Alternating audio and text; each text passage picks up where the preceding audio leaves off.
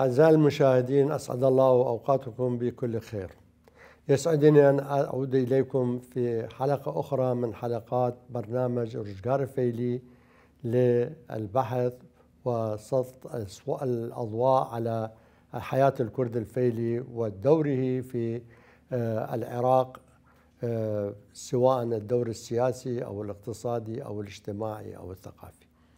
تطرقنا في الحلقات السابقة إلى دور الكرد الفيليين في تأسيس الأحزاب، فاحنا تطرقنا إلى الأحزاب الدينية والأحزاب الأحزاب الاشتراكية، فبينا دور الكرد الفيليين في تأسيس الحزب الشيوعي، في تأسيس حزب الديمقراطي الكردستاني، في تأسيس الاتحاد الوطني الكردستاني، في تأسيس حزب الدعوة مثل ما قلنا مشاركة الشيخ محمد سعيد النعماني. والآن أيضا عندنا موضوع آخر هو مشاركة الكرد الفيليين في تأسيس الأحزاب الوطنية مثل حزب الوطني الديمقراطي. فأيضا أحد القياديين لهذا الحزب كان هو المرحوم جابر غلام من مدينة الكوت. حقيقة جابر غلام كان شخصية لامعة، شخصية مثقفة، وشخصية مرموقة في المجتمع الكوتاوي في تلك الفترة. فهو أيضا مع مجموعة من الأصدقاء كانوا يمثلون الحزب الوطني الديمقراطي في تلك المنطقة، وهم من القياديين. حزب آخر فإذا أذكرها لكم يمكن تتعجبون، يعني من الغرابة أن يكون واحد من مؤسسي حزب البعث العربي الاشتراكي على ما يسموه أنه هو علي صالح السعدي. علي صالح السعدي كان سكرتير حزب البعث في فترات طويلة، وواحد من المؤسسين، يعني مؤسسين فرع بالعراق، وهو أيضا كردي فيلي. فيذكر هذا الكلام الدكتور حنا بطاطو في كتابه العراق.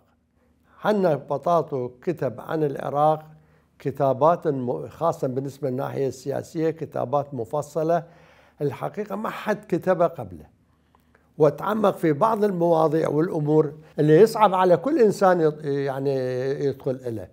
يعني مثلا دخل إلى دوائر وأزقة أو أروقة المخابرات العراقية، دخل درس تاريخ السجون، يعني تصور هو قابل، هو رجل فلسطيني، حنا بطاطو رجل فلسطيني، تصور قابل مدير سجن الكوت أيام النظام الملكي، فيوصف له كيف هرب السجناء من سجن الكوت بالخمسينيات. فيعني الرجل تمكن أنه يصل إلى مناطق أو إلى قيادات أو إلى دوائر اللي ما ممكن أي إنسان عادي يوصل له. فإذا مع العلم احنا يعني هو التزم أفكار غير أفكار، يعني أفكار قومية عربية، يعني خدم الأمة العربية، خدم الفكر العربي، الفكر العربي تلك الفترة اللي هو فكر قومي وفكر كان من الناحية السياسية وفكر تعصبي، وفكر إلى حد أنه هو كان عنده يعني الحزب نفسه عنده أفكار نازية. هذه من ناحية الأحزاب السياسية. فنلاحظ أنه للكرد الفيلي حضور في هذه الأحزاب. هذه الأحزاب هي كانت تمثل أنه النشاط السياسي والفكر في العراق في تلك الفترة، يعني من تأسيس حزب الشيوعي إلى تأسيس الاتحاد الوطني الكردستاني اللي صار بسوريا. ففترة طويلة أيضا ما كلهم مشاركين بها، والمشاركة مو فقط في القيادات، احنا يعني مشاركة أيضا في القاعدة. يعني احنا عندنا شباب أكراد بالمئات أنه هم انضموا إلى هذه الحركات، وقسم منهم استشهدوا، قسم منهم تعرضوا إلى تعذيب في كل العصور. يعني عندنا نوري شوكت بخانقين، الرجل هذا تعرض إلى تعذيب بزمن نوري السعيد، اتهموه بالشيوعية وحبسوه، ويعني حتى يعني تعرض إلى تعذيب جسمي كلش كبير. يعني أنا شفته بوقته الرجل. ف يعني كل أنحاء العراق الناس تأذت، حتى بفترة عبد الكريم قاسم كم من الشيوعيين تم سحب يدهم من الدوائر، من العمل، من شو اسمه، طرد من الوظيفة، يعني محاكمات، محاسبات إلى آخره. فإذا احنا عندنا يعني مو فقط احنا شخص موجود بالقيادة وهاي هي شو اسمه في مالنا، لا، عندنا الناس أيضا شاركوا، الكرد الفعلية شاركوا. الإنسان مرات يعني يعتقد بفكرة معينة، هذا هو الفكر، هذا يقوده إلى مراحل معينة، أما يعني إلى درجة أنه يضحي بنفسه في سبيل أفكار الحزب، مثل ما شاهدنا أنه الناس ضحت بفكر في سبيل الحزب الشيوعي. عندنا شيء آخر بالثورات الموجودة اللي صارت بالعراق. عندنا ثورة العشرين. ثورة العشرين الكرد الفعليين ساهموا بشكل غير مباشر. أنا دزي الدكتور عبد العباس عبد الجاسم الله يرحمه بوقته شو اسمه موضوع أنه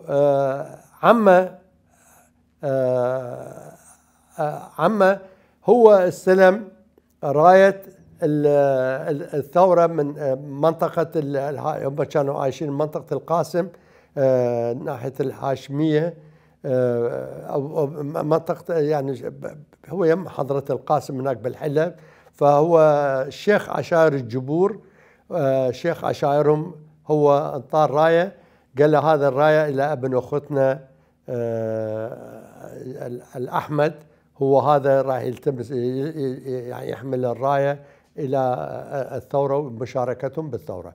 وأيضا يقول هو ما التزم بالراية وما تمكنوا أن يأخذوا منه، فإلى أن شاركوا معركة اسمها تلة المصلخ وقرب مرقد ديني هناك، فمرقد طاووس. فالمعركة هناك استمرت ويا الإنجليز، فهم مشاركين بهذا بالنسبة للدكتور عبد العباس. فأيضا عندنا مشاركات أخرى إن شاء الله بعد الفاصل إن شاء الله نتطرق إليه، وبعدين نتطرق إلى موضوع التهجير الكردي الفعلي.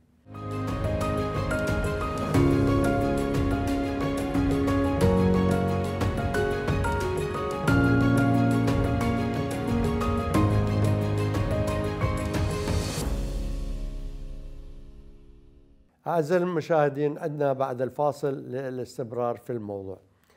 فعندنا احنا ثورة العشرين مو فقط اللي شاركوا به أكراد ناحية القاسم في محافظة بابل أو محافظة الحلة. عندنا مشاركة فعالة أيضا صارت من إبراهيم عبدقة. إبراهيم عبدقة أحد الشخصيات الكردية الفيلية، يعني الكردية الفيلية اللي فعلا مثل ما قال علي الوردي أنصفه التاريخ وظلمه القانون. هذا الرجل يعني يراد له مجال، يعني يراد له حلقة كاملة أنه نتكلم عنه. فهو نتيجة قتل أخوه فهو تمرد على الدولة وتمرد على القانون، وقتل القاتل وقتل القاتل وإلى آخره. فالرجل معركة بثورة العشرين استلم فتوى المرجعية، فسمع بفتوى المرجعية تلك الفترة أنه الجهاد، احنا ندري الجهاد دائما يعلن عن طريق المرجعيات الدينية، يعني خاصة الفترات السابقة. فهو رأسا هو عنده جماعة أيضا، يعني إبراهيم عبدقة ما كان بوحده بتلك الفترة، فهو رأسا يعني جاوب ويا الثورة. احتل مدينة بعقوبة، احتل دائرة الأمن، فقضى على كل الأمن اللي موجودين بدائرة الأمن مال بعقوبة. فهذه الحالة أدت إلى نقمة الإنجليز. يعني ذاك الوقت كانوا هم كلهم الأمن الموجودين هم كلهم ضباط وجنود أو شرطة أو أمن إنجليزي. فاضطر بعد ما الثورة يعني تقريبا ضعفت، فاضطر أنه يلتجئ إلى قرية خرنابات، لكن الإنجليز ما اكتفوا بهذه، فقصفوا قرية خرنابات بالمدفعية إلى أن تمكنوا أن يلقوا القبض على إبراهيم عبدقة وحالوه إلى محكمة عسكرية بريطانية. المحكمة العسكرية حكمت عليه بالإعدام، حكمت عليه بالإعدام لأنه شو اسمه يعني هو كأي واحد ضد السلطة ذاك. لكن اللي تدخل بالموضوع هو منو؟ رشيد علي الجيلاني ورفيق شاووك. هذا رفيق شاووك كان محامي، ورشيد علي الجيلاني مع العلم رشيد علي الجيلاني هم يعني معروف مواقفه ضد الكرد الفيليين، وهم يعني بالنسبة للعمليات التسفير والتهجير، لكن وقفوا أمامه فخففوا الحكم. هو طلب رشيد علي الجيلاني طلب من الملك فيصل أنه يخفف العقوبة من إعدام إلى 15 سنة. هم اللي خففوا العقوبة، فالرجل كمل المحكومية مالته، فطلع تعين حرس بالآثار، آثار بابل، وبته كانت هناك موجودة. فإلى أن هو انصاب بشلل نصفي أيضا، تمرض، رجل كبير تمرض، فاجى واحد من عائلة بيت زهو اللي هو قتل أخوهم ابنهم، فقتله بالمخا. يعني هذه القصة يرد لها فترة يعني أو حلقة كاملة. هذه بالنسبة علاقة الكرد الفيليين بالثورات والحركات.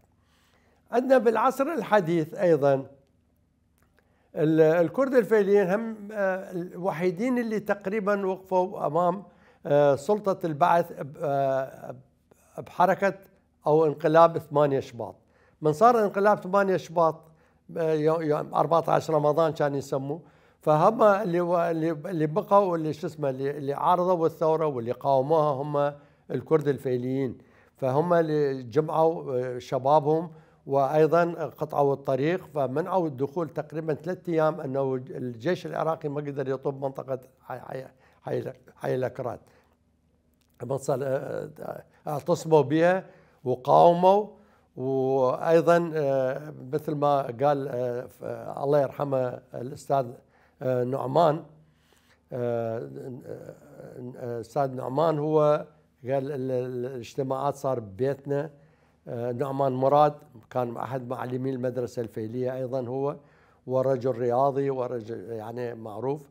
فالاجتماعات ببيتهم، وبعدين بيت شو اسمه المقاومة همينة كانت ببيت خالينا، بيت فؤاد خالينا أخو الإعلامية فيروز حاتم. ففؤاد أيضا هو يعني التقيت به، وكان مع الأسف هو شاب وارتحل إلى الآخرة. فقاوموا ومنعوا القوات يعني قوات الجيش دخول المنطقة، إلى أن استعملوا الدبابات ودخول المنطقة وطوقوها. وأنا أتذكر رحت يعني شفتها بعيني، ضربوا قذيفة دبابة على بناية فوق حجواز شكرشي، معروف حجواز شكرشي بشارع الكفاح، فوق اكو بناية شقة كانت فمضروبة، وبعدين عبروها خلوا لها طابوش اسمها بنوها من جديد. إلى أن الثوار عددهم أولا كان قليل، وأيضا تسليحهم قليل. يعني ما ممكن مجموعة من الشباب وش اسمه أمام جيش يعني مسلح بكل أنواع الأسلحة وش اسمه، ما ممكن. فمع الأسف شو اسمه فقضوا على حركتهم واعتقلوا. وكان من أبطالها حقيقة كريم دعبلة، هو كريم يعني لقب دعبلة، وهو كريم محمود علي. أيضا هذا كان واحد من أبطاله. كامل كرم، كان فؤاد خالينا، وهذول الشخصيات اللي شو اسمه اللي نفسه أستاذ نعمان وغيرهم، يعني كانوا هم من أبطال المقاومة اللي موجود ذاك الوقت. وبعدين على أثره الحكومة قررت أنه يعتقلون كل رجال عقد الإكراد. يقول اعتقلوهم وحجزوهم بالحضرة القادرية بحضرة الشيخ عبد القادر الجيلاني، الرجال كلهم والنساء عفوهم، بعدين ودوهم إلى خلف السدة وتحقيقات وياهم، واللي شو اسمه السجن واللي يعني هاي بعد اللي دور الكرد الفيليين في مقاومة ثورة 14 رمضان 1963. عندنا الموضوع الأهم يعني بصراحة يعني بتاريخ الكرد الفيليين هو موضوع التهجير الفيلي اللي استمر. يعني حقيقة احنا مو نقول سنة 80 بوحدة، لكن لسنوات طويلة. يعني بالثلاثينات اكو تسفيرات، بالاربعينات اكو تسفيرات، بالخمسينات اكو تسفيرات، لكن تختلف يعني التسفيرات من حالة إلى حالة تختلف.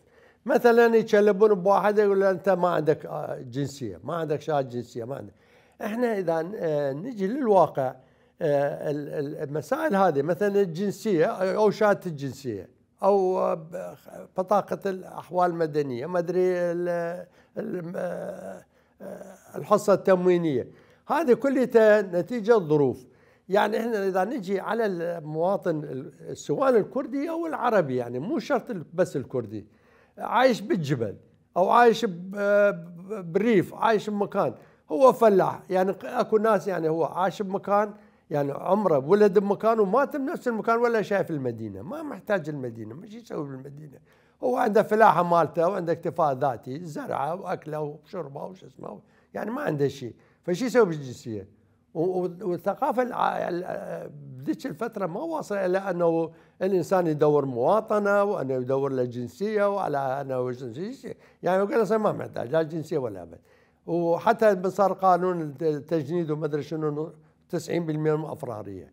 حتى الجناسي ذاك الوقت اللي ذكر من الكبار، الجناسي خاصه قسم منها القديمه كلش ما بي حتى صوره، ما بيها صورة الشخص. يعني أنا أقدر أشيل جنسية غير واحد شوية عمرنا مش شابه ما أدري شنو، أقول هاي جنسيتي، يعني شنو قابل شو اللي تسوي لي؟ أي. فأوضاع التهجير والتسفيرات هي اختلفت من عصر إلى عصر، وإن شاء الله بعد الفاصل ونواصل هذا الموضوع.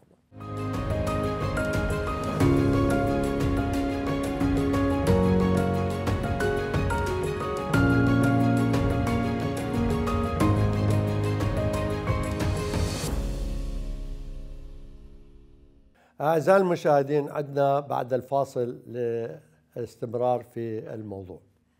فمسألة الجنسية وشهادة الجنسية وما أدري شنو، هذه ما كانت مهمة بالنسبة له، يعني شو يسوي بها؟ ما محتاجة نهائيا، ما شو يسوي بها، وما عنده ذاك التفكير مثل ما قلنا يعني أنه يجي يوم يستفيد منه أو شو اسمه.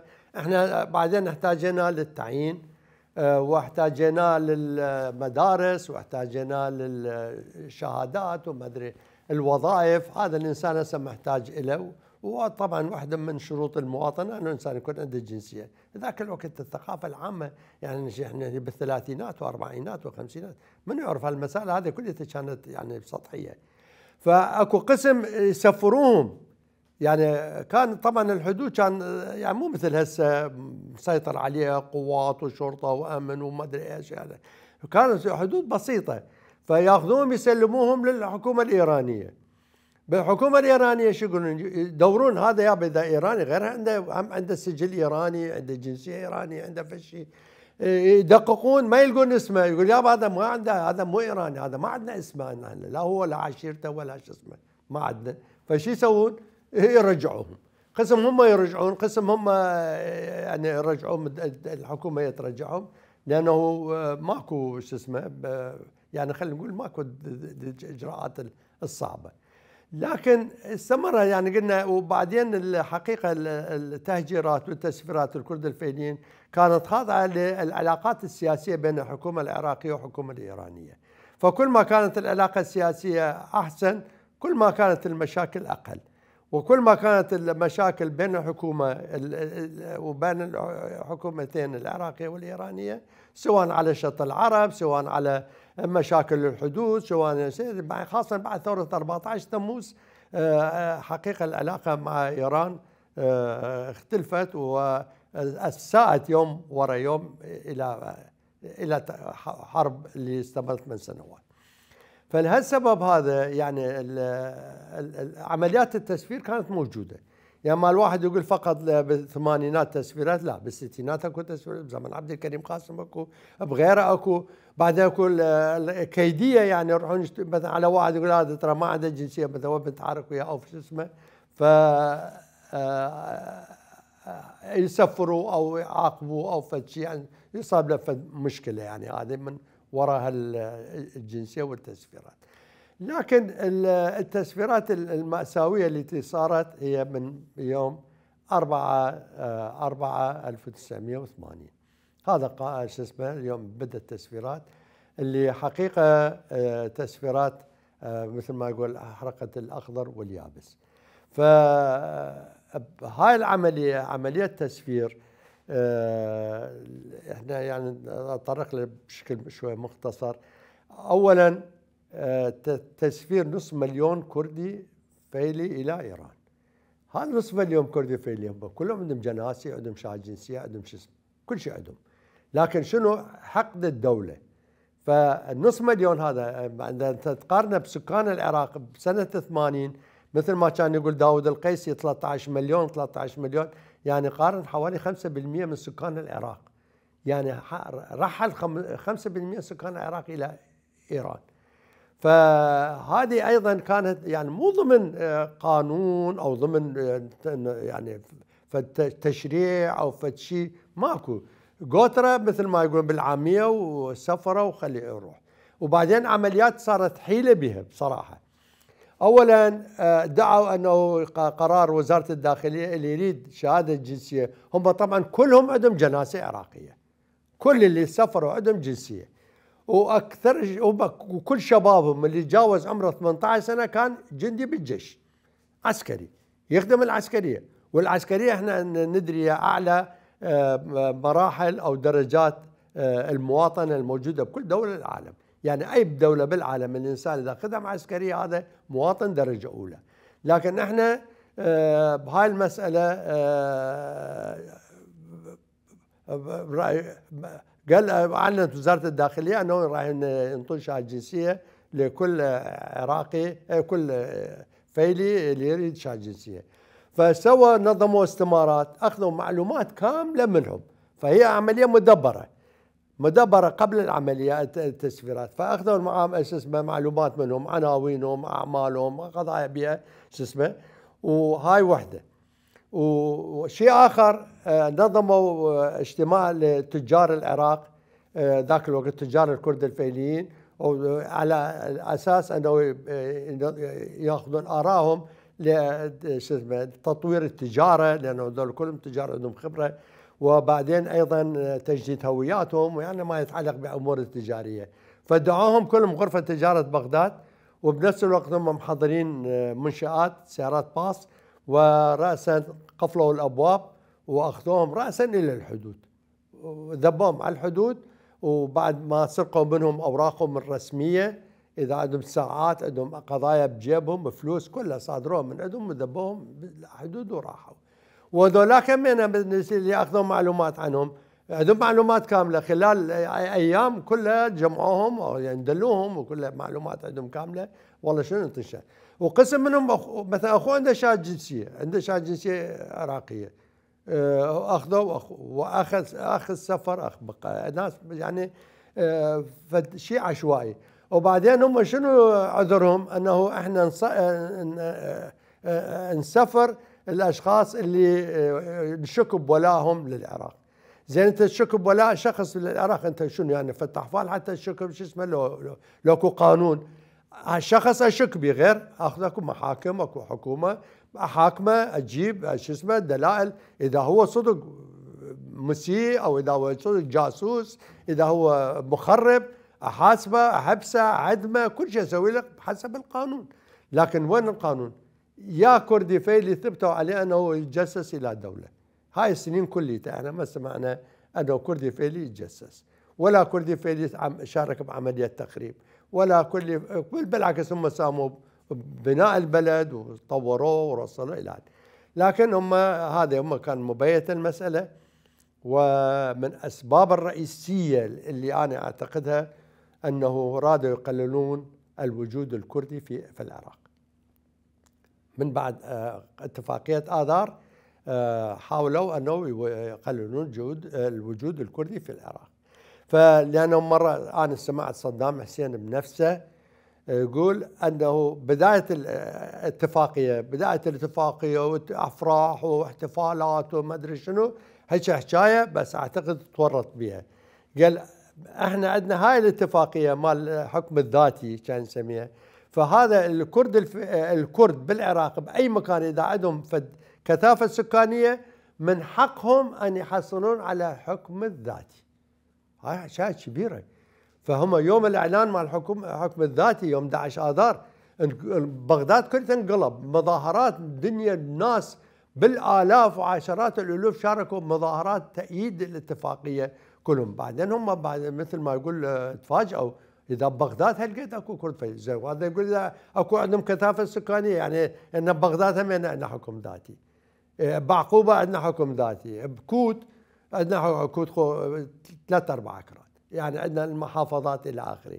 فلهالسبب هذا هو اضعاف الوجود الكردي في العراق، وبعدين ايضا تقليل الكثافه الكرديه في العراق كليته، لانه احنا عمليات صارت عمليات تعريب قبل التهجير، عمليات التعريب بخانقين، بمندلي، بدره، زرباطيه، هاي المناطق عربوا مناطق. ليش عربوهم؟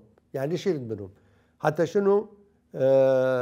والله هو يقلل الكثافه السكانيه مالته، وايضا عنده مآرب اخرى في عمليات التهجير واضعاف الوجود الكردي، واسباب اخرى انه ضغط على الحكومه الايرانيه، او مثلا مصادره اموالهم، كانوا تجار، بيوتهم واراضيهم ومعاملهم الى اخره. الى هذا الحد وصلنا الى نهايه حلقتنا لهذا اليوم حول موضوع الكرد الفيليين وموضوع رشقار فيلي، والى حلقات قادمه ان شاء الله. نستودعكم الله والى اللقاء.